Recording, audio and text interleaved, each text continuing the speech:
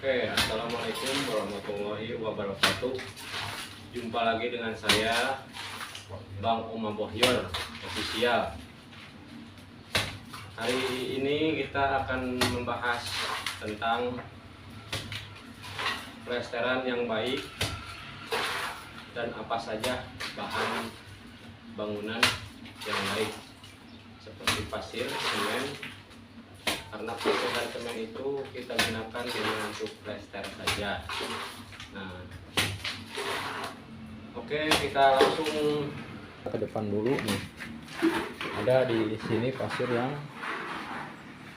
berkualitas. Nah, seperti ini pasir. Ini pasir sangat hitam ya. Ini pasir Cimangkok nih. Ini pasir tidak mengandung tanah ya ini ya. Ini asli pasir ini. Ini pasir yang berkualitas, beda. Dipegangnya dia pecah. Tapi kalau pasir yang mengandung tanah, dia tidak akan pecah, dia akan menggumpal. Nah, itu perbedaannya ya. Nah, oke, kita lanjut ke pekerjaan ya, pemelesteran. Oke.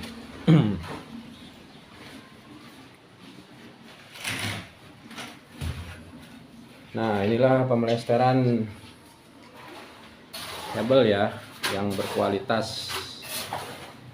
Kadang-kadang kan konsumen suka bertanya, "Mang, katanya kenapa kok bangunan saya pakai hebel tapi pecah-pecah?" Nah, itulah jadi pertanyaan konsumen ke para tukang ya. Nah, ini saya sedang mengajarkan kenek saya ini tuh. Dia sedang melester ya. Nah, kita lihat plesteran gimana yang bagus ya cara memplester hebel ya. Nah, ini. Nah, seperti ini nih. Nah, nah, inilah plesteran hebel yang berkualitas ya. Nah, ini kita harus mengikuti aturan yang ada, seperti penakaran semen ya, kan di situ udah ada contohnya tuh, di semen itu tuh udah gambarnya sekian per sekian. Nah, itu harus kita ikuti aturan itu. Makanya insya Allah akan bagus hasilnya dan akan kokoh. Nah, seperti inilah plester. Nah,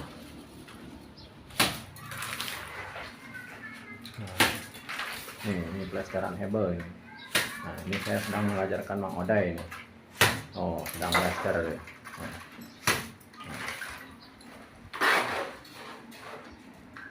Makanya dari itu pakailah pasir yang berkualitas ya, jangan yang mengandung tanah. Buat nangkok hebel ya. Terlalu tebal jangan, dan terlalu tipis juga jangan ya. Kalau bisa sedang-sedang saja lah.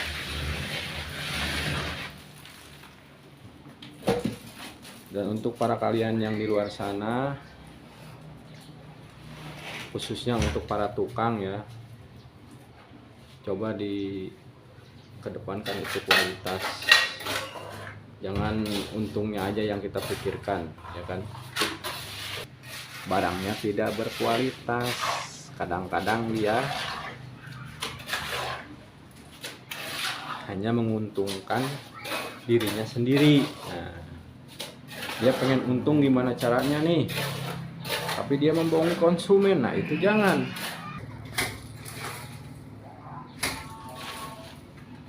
Oke, saya akan selfie ya. Nih.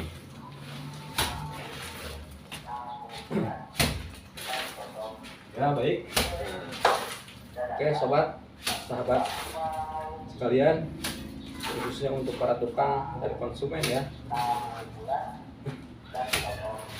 Seperti inilah plesteran yang menggigit seperti yang kita plester seperti ini. Nah, ini tidak mengandung tanah ini hampir batu semua hitam. Kalau di Bogor ini kita menggunakan pasir Cimangkok, tapi di daerah kalian itu pasir apa yang baik ya terserah, itu mah mungkin kualitas pasir itu ada di daerah masing-masing ya. Seperti Jawa kan beda pasirnya. Nah, seperti daerah-daerah yang lain itu kan beda pasirnya. Cuman yang saya sarankan itu janganlah menggunakan pasir yang mengandung tanah, itu aja. Jadi toh pasir semua, murni itu pasir gitu. Tanpa terkecuali buat pemasangan keramik. Nah, itu boleh kita tambah tanah sedikit juga nggak jadi masalah lah kalau buat pemasangan keramik.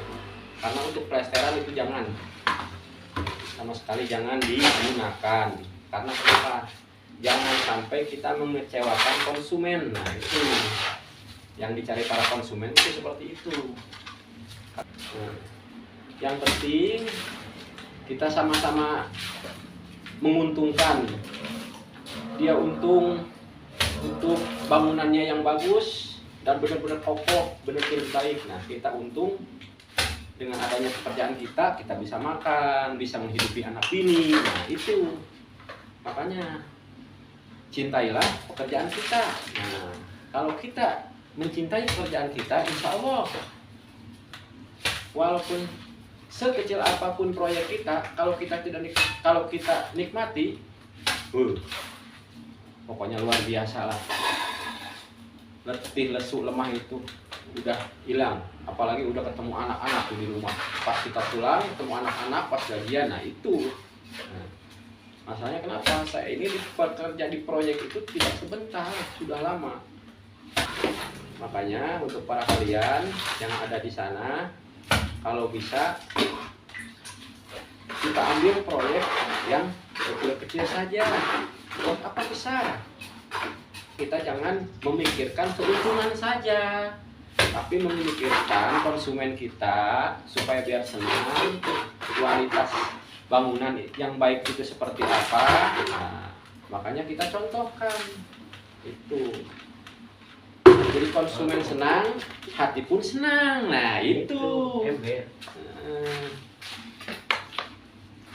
Nah, seperti saya kan tukang misalkan nih, tapi saya nggak manja. Karena kenapa? Ini kenek saya tukang, tapi saya bisa menyuruh ataupun disuruh. Nah, itu karena kenapa? Karena kita saling itu, saling ikat satu sama lain. Nah, itu kekompakan bersama. Kadang-kadang kan ada yang tukang belagu, sebentar-sebentar nyuruh kenek, tolong jangan disiksa itu kenek, kasihan. Kalau bisa diajarkanlah itu kenek gimana cara yang baik. Nah, biar dia bisa. Setelah bisa, kemungkinan kita pensiun, kita udah tua, ada gantinya dari generasi ke generasi. Nah, itu jangan sampai tukang-tukang bangunan ini punah. Kalau tukang-tukang bangunan ini punah, nah siapa yang akan membangun? Nah, itu tolong itu. Maka dari itu, kalau bisa para tukang bangunan itu tolonglah dihargai, gitu kan. Biar sekotor apapun tukang bangunan, emang tukang bangunan itu kotor, tapi kotor badannya, kotor pekerjaannya, bukan kotor uangnya. Yang terbaik buat konsumen dari kita, apa saja nih, tolong ceritakan ke konsumen itu. Oke, saya kasih ini. Nah, jadi masalah itu. Karena kenapa? Karena biar konsumen itu merasa puas. Akhirnya setelah konsumen itu puas, dalam jangka sekian tahun, atau ada perehapan, atau ada renovasi, nah makanya konsumen itu tidak akan lari ke lain orang, tapi kembali ke kita lagi. Karena kenapa? Karena merasa puas.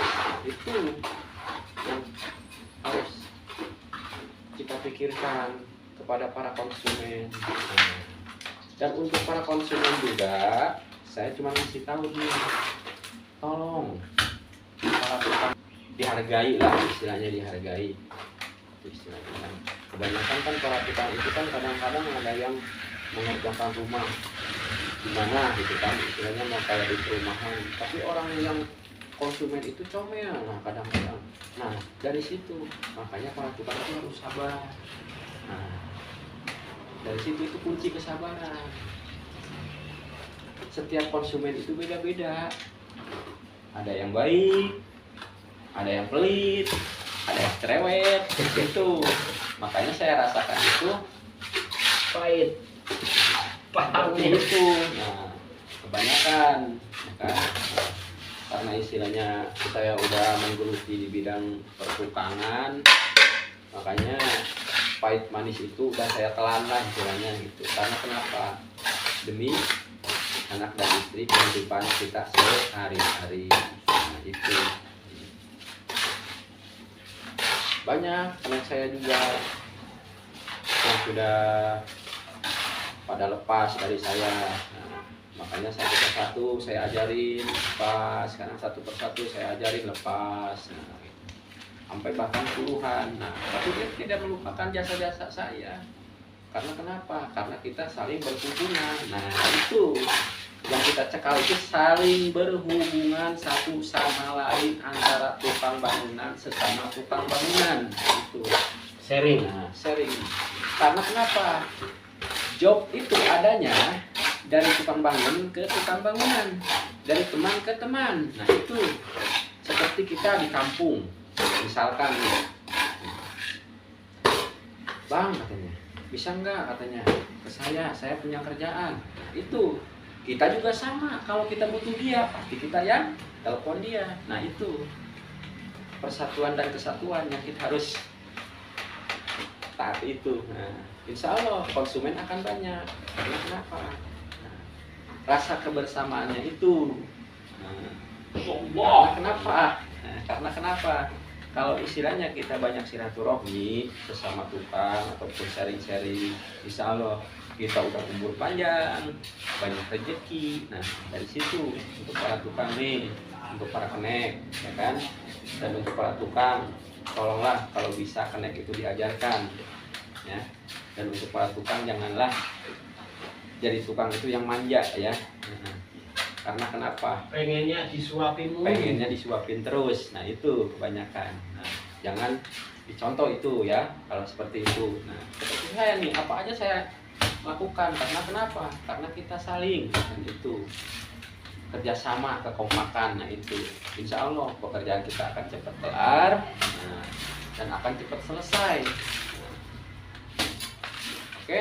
Nah, maka itu saja dari saya ya.